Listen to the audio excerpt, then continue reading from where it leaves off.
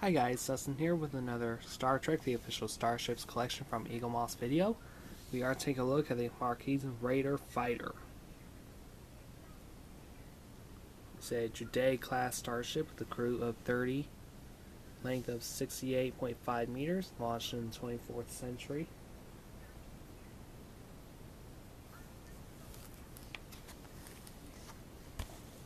So let's jump in. Let's take a look. Here's everything. So, top speed of warp 0.9. Weaponry includes 2 phaser banks, 4 torpedo launchers. Whoops. Yeah, I think it was the same. Here's the ship. Marquis Raiders were upgraded Federation transport ships that were used for attacks against the Cardassians.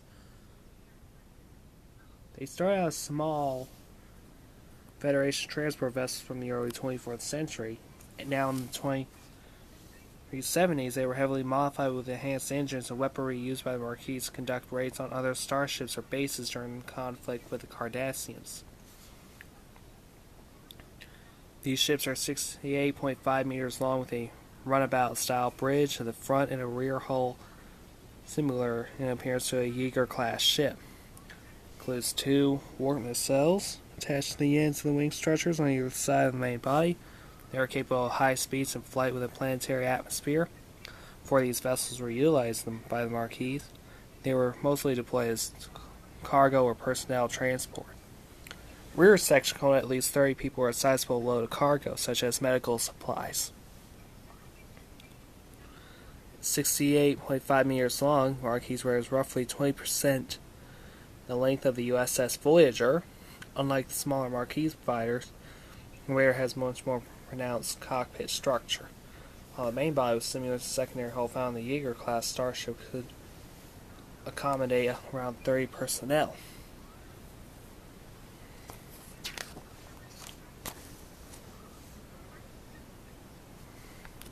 Despite being modified, Marquis Raiders provide highly effective in conducting precision strikes on starships and bases.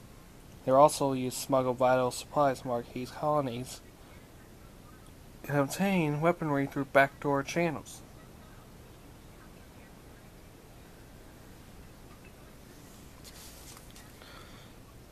They're actually outfitted with their raiders, and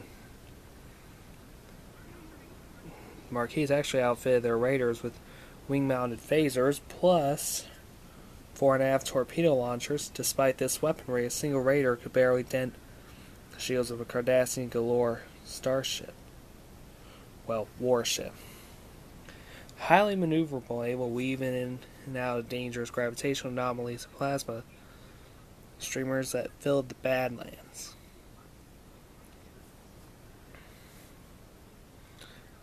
The cockpit of the Valjean has a similar configuration to a Danube-class runabout head, stationed with 4 crew members. Chakotay's crew included a mixture of former Starfleet officers, colonists, and criminals. Data feed: Michael Eddington, former chief of Starfleet security aboard Deep Space Nine, defected in the Marquis, and in 2372 became one of their most important leaders. Captain Sisko took his betrayal personally, became obsessed with bringing him to justice. Eddington proved particularly elusive. However, he used the Marquis Raider on one occasion to evade capture. They orchestrated biogenetic attacks on Cardassian colonies using Marquis Raiders.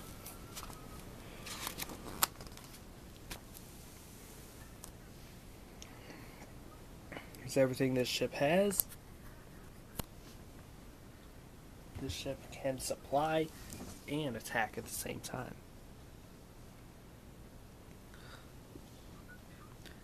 And the data feed is actually incredibly difficult to locate a Marquis Raider once they entered Badlands.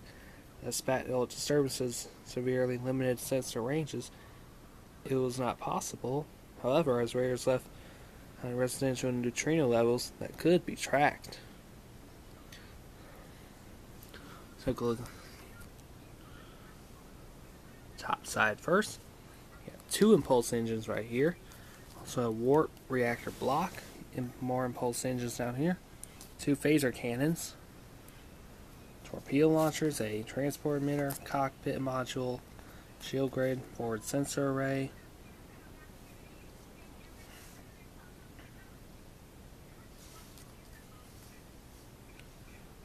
And here's a little closer look at all of them. The Marquis raider, commanded by Michael Eddington, fired on the USS Defiant after he sent a signal and implanted a computer virus on board the Starfleet ship, leaving it completely helpless. It is not known how many Marquis were aboard the Valjean when it was taken by the caretaker. 22 crew members were named during the USS Voyager's journey. Studio model was created by various parts to the existing model. Most notably, it was given a new, larger bridge and extra detail integrated along the hull spine. When it came to creating the Marquis radar on Star Trek Voyager, Greg Jean was asked to modify an existing model, so what existing model was it? We'll find out. It was not brought to life on a sheet of paper. It was actually an offspring from an existing model on Star Trek Next Generation.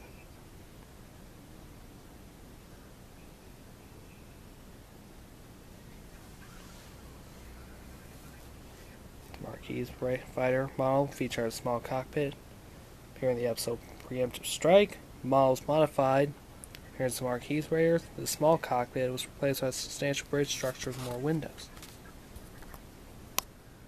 So, what's the story behind them? They're actually created in advance of Star Trek Voyager and seeded on Next Generation Deep Space Nine, but the writers one of the dramatic stakes by adding conflict among the crew members. It first appeared in Deep Space Nine Episode 1, called The Marquis, aired good 8 months before Voyager began. There you go. Sorry about that. Characters such as Cardassian made their debut on the Next Generation when to appear in Deep Space Nine.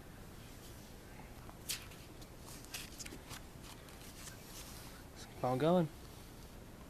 And so, oh my god, I got Ferengi, Romulans, Vulcans. What more can you add on here?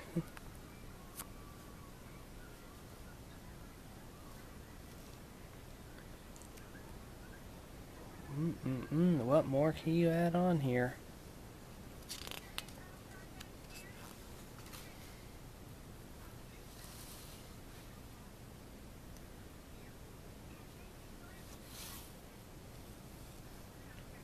Yeah, so that's probably giving it self-explanation.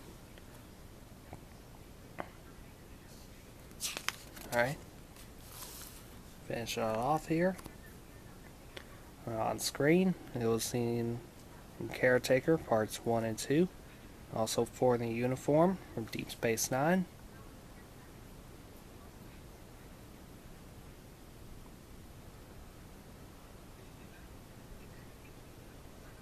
The name of the Marquis Raiders at Jacote Osan was seen in Star Trek Voyager's pilot episodes, not revealed until the 7th season episode Repression. Even the Raider name Valjean is never spoken in dialogue, merely seen on a computer monitor. This ship's actually named after, I'm not sure, Jean Valjean or Jean Valjean, or I was suspecting, I don't know. If you guys are friends, you probably know this. Anyway, he was actually the main hero in Victor Hugo's novel Les Miserables. It's actually one of my favorites. Les Mis was actually one of my favorite movies. Yes, it was actually made. There's a movie out. Look it up. Badlands was originally created using CG effects on Voyager. Visual effects team felt they are not altogether successful. Created Badlands for Deep Space Nine episode for the uniform. The visual effects was to pour liquid nitrogen, boils furiously at room temperature onto a piece of black velvet. If you know liquid nitrogen, don't ever put your hand in it. Don't put any part of your body. So next we're going to look at is the Jem'Hadar fighter. Let's take a look at the in-depth profile of the small but fearsome vessel that made up the bulk of the Dominion fleet. Illustrator Jim Martin's design. Story behind the development of the Jem'Hadar. The back. Looks like it'd be a little small fighter, but it's a little small Federation fighter. Here it is, in all of her glory. It's actually the big spine for the back. Also have your turrets up here, one here, another one up here. Impulse engines. There's the bottom side. Kind of looks like it's based off of the Klingon bird of prey.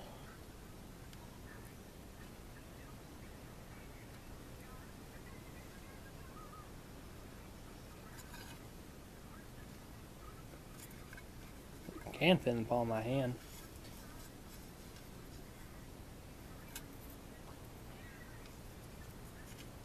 Basically like the silver color. Actually painted along real nice. Also added a little clear blue for the front. And of course for the sides for the wings.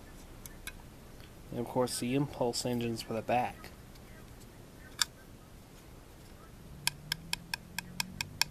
It's made out of die-cast and plastic and metal. And it doesn't fit snug, but it's a little loose if you shake it. So you better watch it in case you actually have it on display. Alright, I'm sorry this review is a little short, but yeah.